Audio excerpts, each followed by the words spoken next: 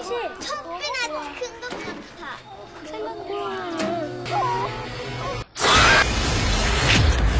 आज हम बात करने वाले हैं कोरियन ड्रामा माउस के बारे में। इस ड्रामा के अंदर दो एस्पेक्ट को दिखाया गया है, पहला साइकोपैथ और दूसरा जीनियस माइंड। साइकोपैथ हम उन्हें कहते हैं जिनका दिमाग अनयूजुअल और डेंजरस होता है, जिनमें कोई एम्पैथी या फिर रिमोर्स नहीं होती, कोई फीलिंग नहीं होती। उनका बिहेवियर क्रीपी होता है, जैसे कि मैनिपुलेशन, लाइज और लैक ऑफ गिल्ट या फिर रिमोर्स। इमोशंस दिखाई नहीं देते और वो लोग की फीलिंग्स से खेलने में माहिर होते हैं।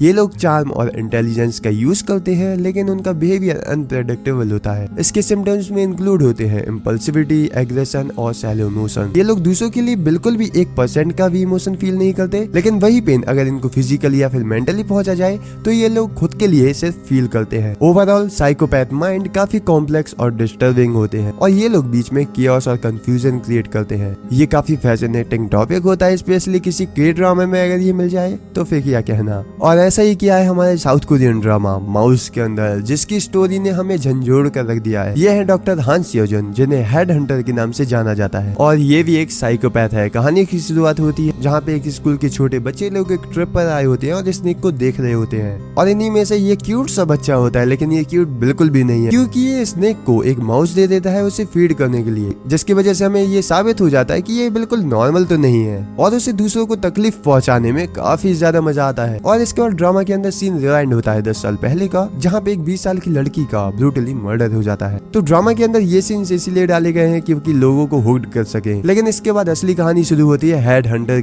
जो लोगों को मारकर उनके धड़ से सर अलग कर देता है। क्योंकि जो हेड हंटर होता है उसकी एक आइडियोलॉजी रहती है कि वो एक ऐसा वर्ल्ड चाहता है जहाँ पे लोग उसे फॉलो करे, उसे माने।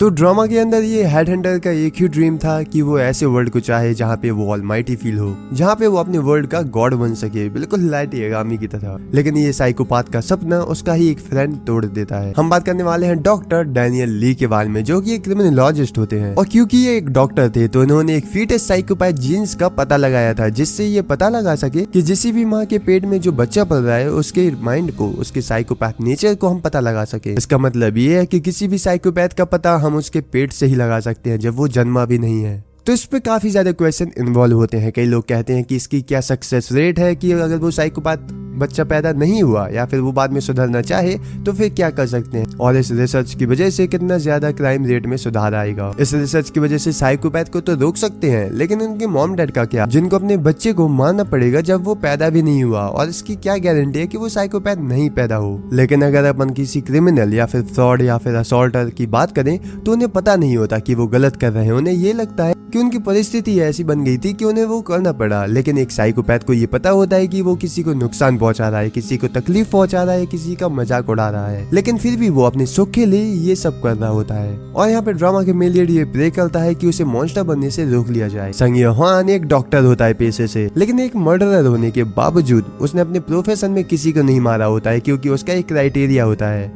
उसका एक क्राइटेरिया होता था कि जो भी भगवान को, क्योंकि वो भगवान को नफरत करता था, इसलिए जो भी काइंड हार्टेड होता था उसे वो मारता था। और क्योंकि उसे बचपन से ही पता था कि वो साइकोपैथ है, उसे किलिंग में मजा आता है, इसलिए वो गॉड से प्रे करता था कि वो बदलना चाहता है, प्लीज उससे रोक लिया जाए।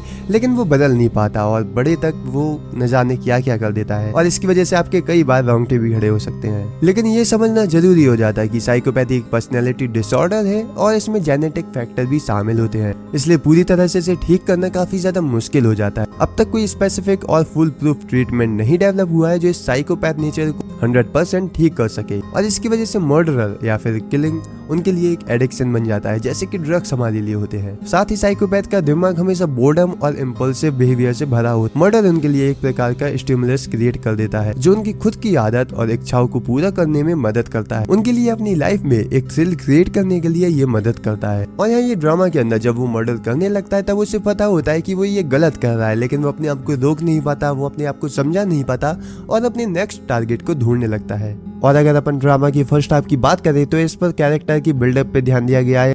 स्टोरी स्लो चलती है लेकिन बिल्डअप काफी ज्यादा तगड़ा होता है, और धीरे धीरे जब आप आगे बढ़ने लगोगे आपको लगेगा कि बस खत्म हो गया, लेकिन फिर आपको कुछ ऐसा मिलेगा जो आपने कभी सोचा भी नहीं होगा। और फिर ड्रामा का मेन लीड बारियोम अपने साइकोपैथ नेचर को खत्म नहीं कर सकता। आपको पता है ये ठीक नहीं हो सकता है, इसको सिर्फ डायरेक्शन मिल सकती है, इसको सिर्फ थोड़ा सा डायरेक्शन दिया जा सकता है, इसलिए वो साइकोपैथ को किलिंग करने लगता है, लेकिन फिर ये इंसानियत पे सवाल डाल देता है। कि ये करना सही है या फिर गलत।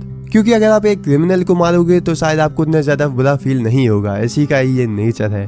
और अगर हाँ आपको लग रहा होगा कि आपने ऐसे कोरियन ड्रामा देखे होंगे या फिर ऐसी मूवीज देखी होंगी, तो नहीं, ऐसा नहीं है। इसके जो ड्रामा के प्लॉट हैं और जो सब प्लॉट है कैरेक्टर्स के, वो आपको देखने कहीं नहीं मिलेंगे। और अगर आपको ऐसे कोरियन ड्रामा सस्पेंस थ्रिलर वाले पसंद है तो प्लीज इसको देख सकते हो। अगर आपको इससे डर लगता है या फिर थोड़े से घबरा जाते हो तो प्लीज इसको मत देखना। और हाँ, माउस के एपिसोड कुछ ज्यादा बड़े हो जाते हैं, इसलिए आपको अपने आप को पकड़ के रखना पड़ेगा। आप कहीं ना कहीं बोर फील करने लगोगे, लेकिन आपको वहाँ पे छोड़ना नहीं है, आपको एंड तक देखना है। और फिर जो आपको मिलेगा ना, वो आप देखते ही रह जाओगे। और जो ड्रामा के अंदर जो कैरेक्टर बिल्डअप किया गया है और जो उनकी लाइफ पलटती है बाद में, वो तो देखने लायक है। और मैं आपसे ये वादा करता हूँ कि जब सीरीज खत्म होगी तब आप यही सोचोगे हर एक कैरेक्टर के बारे में। क्योंकि 1.5 घंटे करीब इसका एक एपिसोड है, इसलिए कभी कभी आपको बोरियत फील होने लगेगी, लेकिन आप तभी उसको छोड़ना मत। आप इसको पूरा खत्म करना, और जो आपको बाद में मिलेगा ना, वो आप कभी नहीं भूल पाओगे। ओवरऑल मैंने इसको कोरियन लैंग्वेज में देखा है, इंग्लिश सबटाइटल के साथ। ये हिंदी में अभी अवेलेबल नहीं है, तो आप इसको भी कोरियन में देख सकते हो। बाकी अगर आप इस ड्रामा को देखने वाले हो तो प्लीज कमेंट कर देना, देख चुके हो तो भी कमेंट कर देना। बाकी वीडियोस को चेकआउट कर सकते हो। ड्रॉप लाइन ड्रामा को सब्सक्राइब कर देना। Bye bye.